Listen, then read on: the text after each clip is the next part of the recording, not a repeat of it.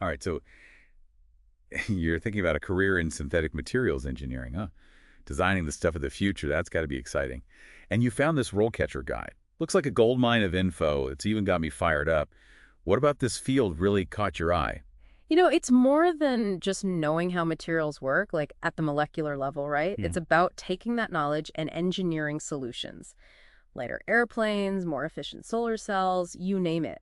This guide really nails that sense of possibility. For sure. For sure. They dive right in with this what they do section. And honestly, it makes the day-to-day of a synthetic materials engineer sound pretty dynamic. We're not just talking about lab coats and beakers here, are we? Not at all. It really emphasizes how involved these engineers are every step of the way, developing the materials, designing the systems to produce the whole 9 yards. Imagine creating a whole new plastic, biodegradable, super strong. It's not just the material, it's making it a reality, scaling it up. Which is where the whole chemical engineering side comes in, right? Yeah. Anyone can mix stuff in a lab, but to actually design the manufacturing process around a new material, that's another beast. Exactly. And this Yeah. guide connects those dots really well. It highlights how crucial chemical engineering principles are, like understanding how reactions happen, how to design the process. It's all about taking it from the lab to the factory floor. Makes total sense. They also talk about quality control being a huge deal for synthetic materials engineers. I mean, Mhm. it makes sense, right? If your material's going into an airplane or a medical device, there's zero room for error. Absolutely. Precision is key. They actually specifically say examining samples of raw materials to ensure quality, maintaining that integrity. That's huge. Imagine a tiny blip in the plastic used for a medical implant could be No disastrous. kidding.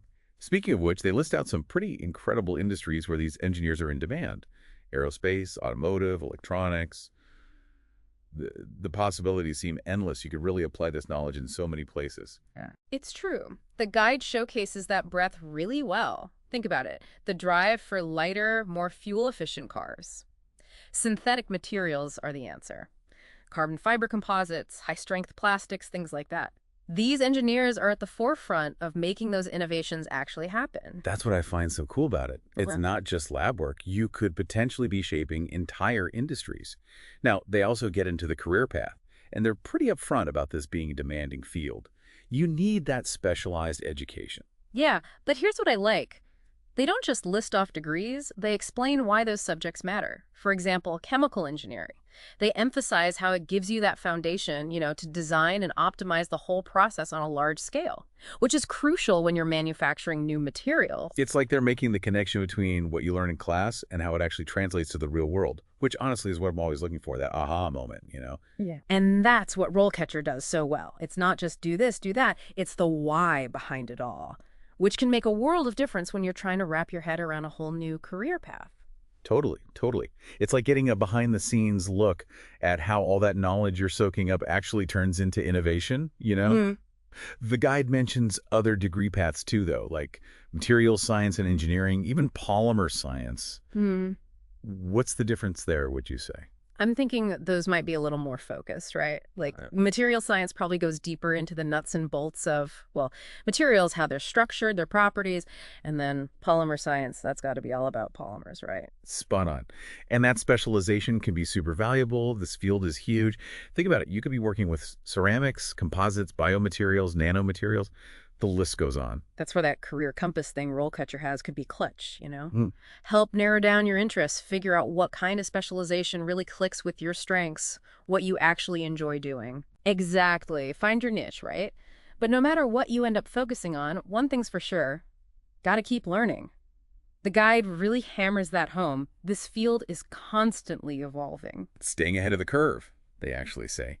Makes you realize you got to be adaptable, open to new ideas. Yeah. Can't just learn a few things and call it a day, huh? Not a chance. They're really encouraging this mindset of constant growth. Yeah. They even give you specific ways to stay current.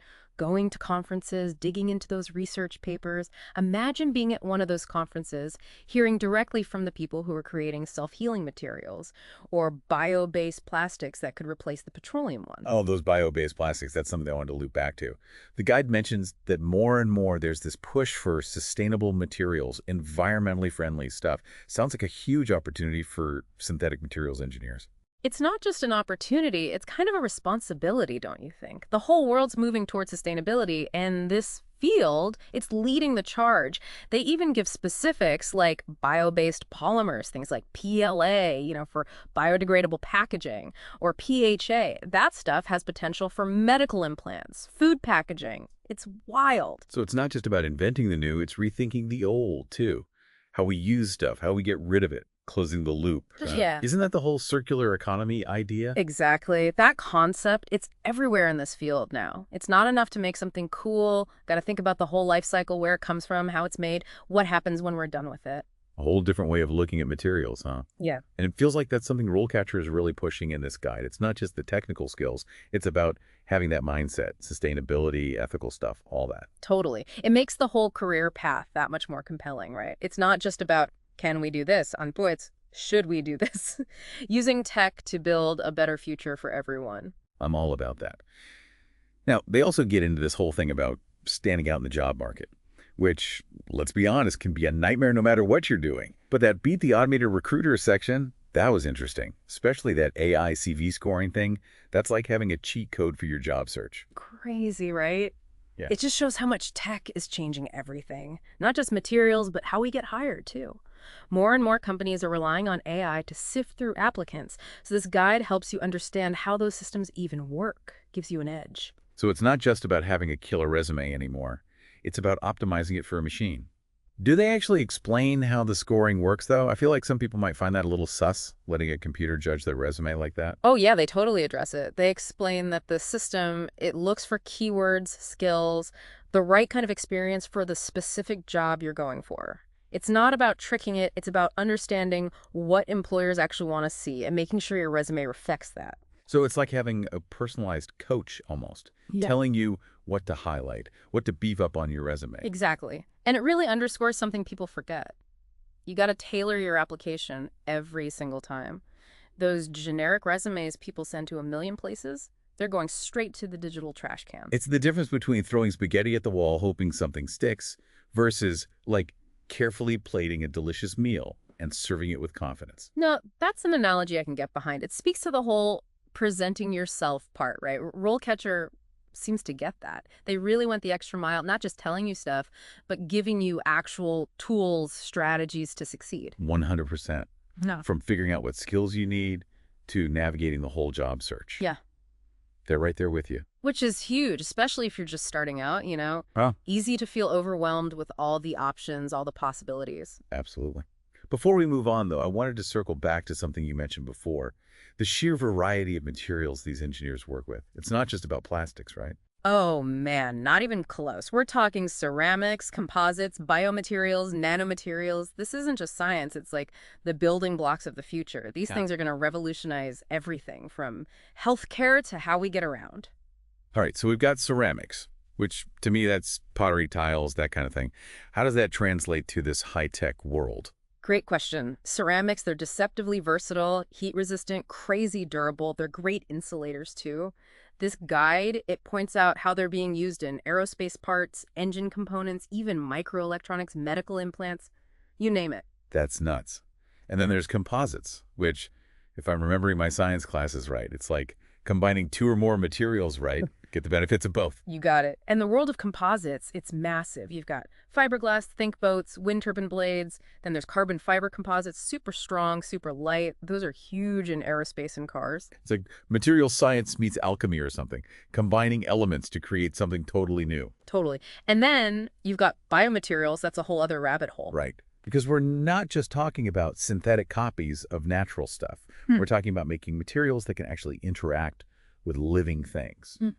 That's got to be complicated. Insanely. This guide highlights how important biomaterials are in healthcare. Tissue engineering, drug delivery, even artificial organs, it's mind-blowing. Hold up, artificial organs, that's straight out of sci-fi. I know, right? It just shows you what's possible in this field. And then you've got nanotech, which is basically manipulating stuff at the atomic level, creating materials with completely new properties, completely new functions. Nanomaterials. Yeah. Those tiny particles, smaller than, like, anything. I know they're used in sunscreen, electronics, everything.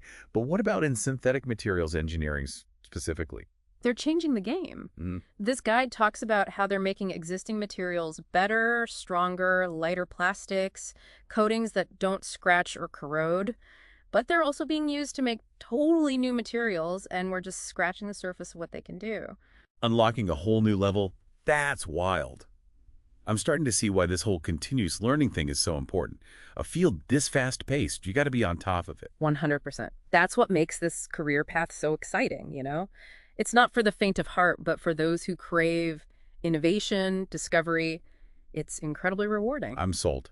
So someone's listening to this, they're hooked, right? Want to jump into synthetic materials engineering? Yeah. What's step one? How do they dip their toes in, see if it's really for them? RoleCatcher actually talks about that, which I thought was really cool. They say, start with getting a feel for what the job is actually like day to day. Because reading about it's one thing, but experiencing it, that's the real deal, huh? For sure. And internships, co-ops, those are the golden ticket. Work alongside experienced engineers, apply your knowledge to real projects, really get a taste for what it's like in the trenches. And I'm betting that kind of experience on your resume, that's got to be huge when you're looking for that first job after graduation. Absolutely. Not just the practical skills either. You're building your network, making connections that could lead to amazing opportunities down the road. It's like a head start on your career while you're still in school. Speaking of which, networking. Mm.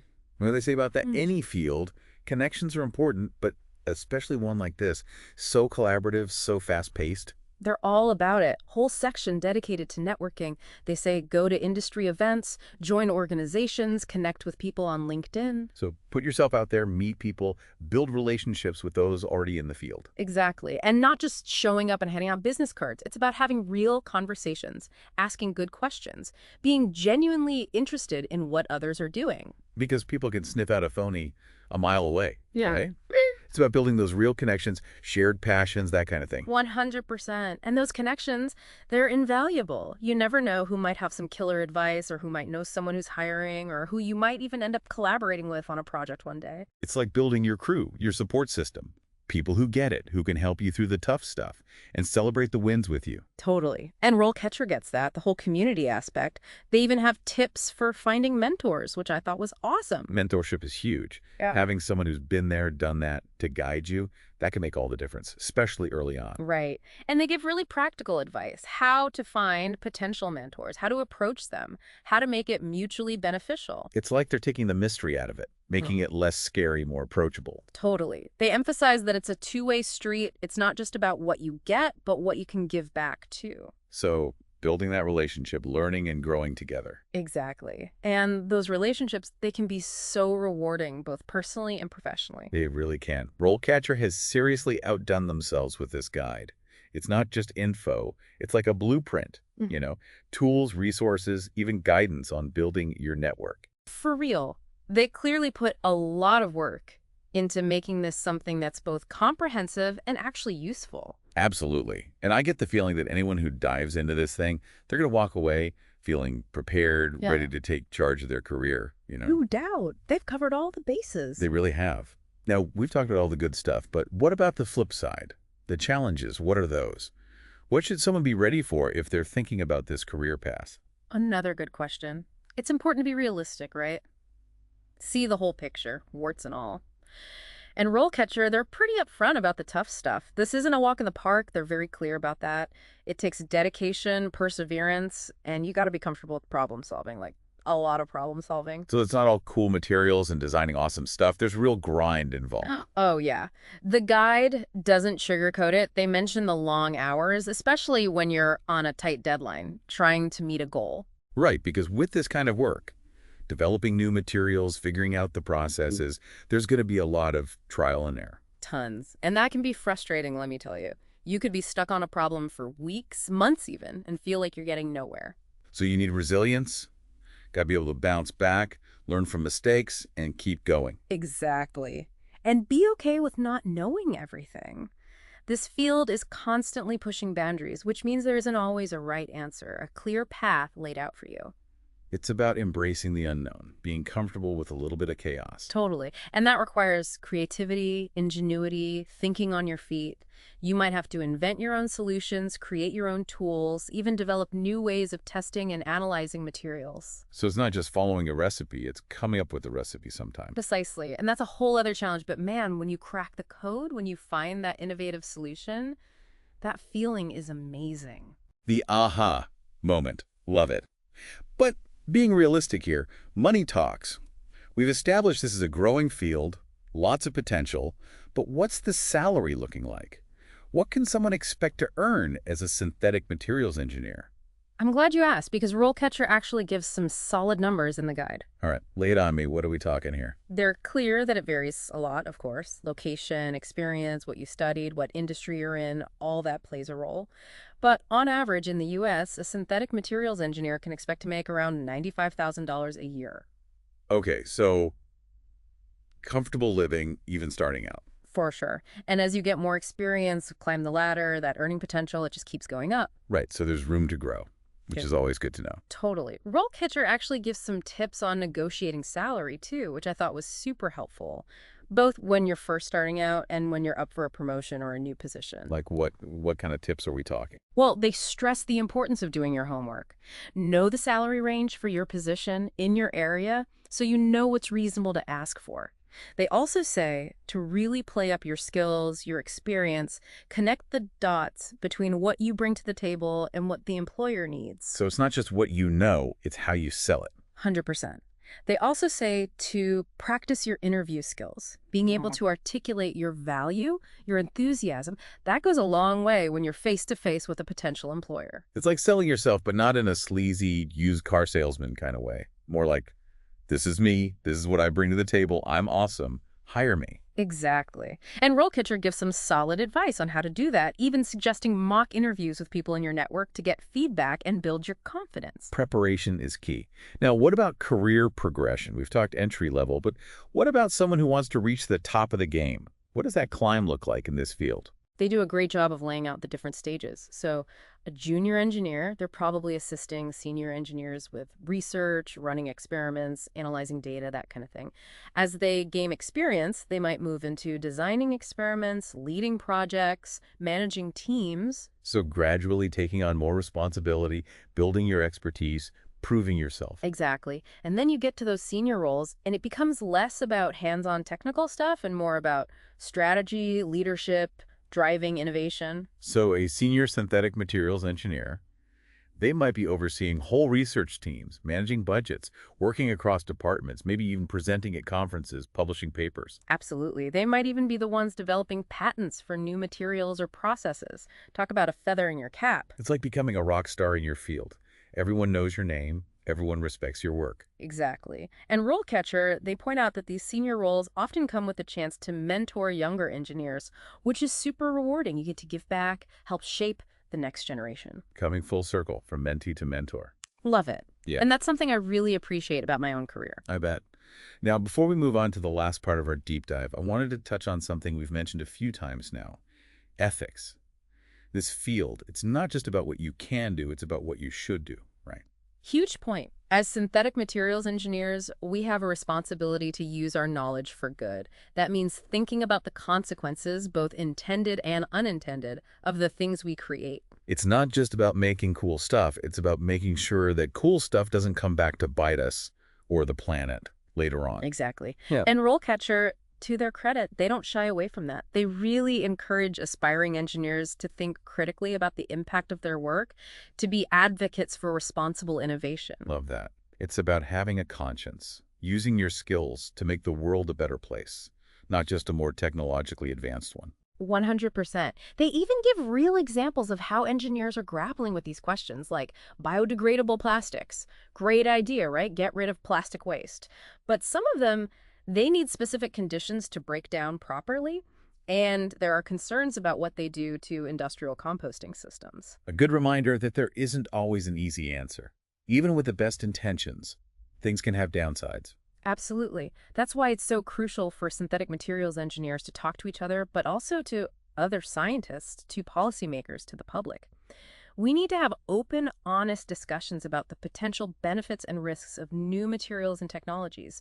No one has all the answers, and we need to be ready to adjust course if things aren't working out the way we hoped. It's about approaching innovation with a little bit of humility. We don't know everything, and we need to be open to changing our minds, to learning from our mistakes. Totally. And that takes a commitment to always learning, to being willing to change how we think and how we approach problems. So adaptability is key. Not just with the materials, but with our mindset too.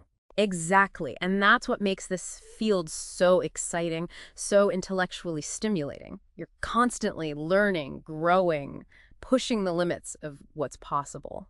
So, for someone who's still on the fence, what would you say is the most rewarding part of being a synthetic materials engineer? For me, it's the chance to work on real problems, problems that affect people's lives in a tangible way. Knowing that your work matters, that it's part of something bigger. Exactly. Whether it's developing materials for renewable energy, making cars lighter and more efficient, or using biomaterials to advance healthcare, the work we do, it has the potential to make a real difference. That's powerful. And on a personal level, I imagine there's a lot of satisfaction in solving those complex problems, seeing your ideas become reality. Absolutely. There's nothing quite like watching something you designed, something you poured your heart and soul into, come to life. It's your creativity, your ingenuity, right there in front of you. It's like watching your ideas take shape in the real world. Exactly. And that feeling, it never gets old. As we wrap up this part of our deep dive, I want to leave our listeners with this thought. We've covered a lot of ground, the technical stuff, the ethical dilemmas, the career possibilities. But if you take away one thing, it should be this. Hit me with it. The future is literally made of the materials we create today. And as synthetic materials engineers, you have the power to shape that future. You can make it more sustainable, more just, more prosperous for everyone. It's a tough job, no doubt, but the rewards, they're huge. If you're up for the challenge, take that leap. You won't regret it. Beautifully said. It's an amazing time to be in this field, and I can't wait to see what the future holds. To everyone listening, thanks for joining us for this deep dive into synthetic materials engineering. Hopefully it sparked your curiosity, inspired you to see what's out there. And remember, the future is in your hands. And that's a wrap on this episode of The Deep Dive. Until next time, keep exploring, keep learning, and never stop asking those big, important questions. It really is mind-blowing when you think about it. The choices we make now, the stuff we create, the tech we use, that's what shapes the world for our kids, our grandkids. It's a lot of pressure, but also kind of exciting, you know? Totally. And this RoleCatcher guide, they get that. They don't shy away from the responsibility, the ethical side of things. They actually want people going into this field to think about those big questions, to push for innovation that doesn't just sound cool, but is actually good for the world. Refreshingly honest, right? It's not enough to be good at the science. Got to have a heart. Use those skills for good. 100%. They even give these real-world examples of ethical dilemmas engineers are dealing with, like biodegradable plastics. On the surface, amazing. Get rid of all that plastic trash. But some of them, they don't break down as easily as we'd like, and they can mess up those big industrial composting systems. Yeah, it's never as simple as it seems, is it? Even when we try to do the right thing, there can be downsides, unintended consequences. Exactly. And that's why communication is so key. Synthetic materials engineers, they can't be siloed off in a lab somewhere. They need to be talking to other scientists, to policymakers, to regular people about the potential benefits and risks of this stuff.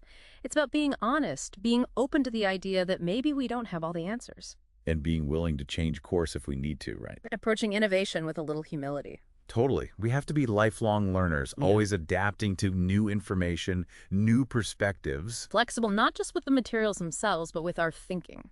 That's the key. And honestly, that's what keeps this field so fresh, so intellectually challenging. You're always learning, always pushing those boundaries. So for someone who's listening to all this and they're intrigued, but maybe a little hesitant, what would you say is the most rewarding part of being a synthetic materials engineer? What's that aha moment, the thing that makes it all worthwhile? For me, it's knowing that what I do, it has the potential to actually make a difference in the world. That your work matters. Exactly. Whether it's new materials for green energy, making cars more efficient, developing those biomaterials for healthcare, it's about contributing to something bigger than yourself. It's about leaving the world a little better than you found it.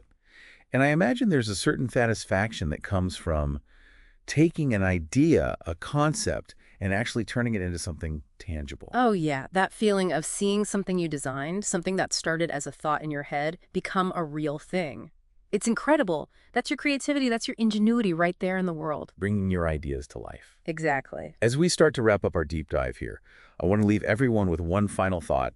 We've covered a lot of ground, the technical stuff, the ethics, the career stuff. But if you only remember one thing from today, let it be this. I'm listening. The future is literally made of the materials we create right now.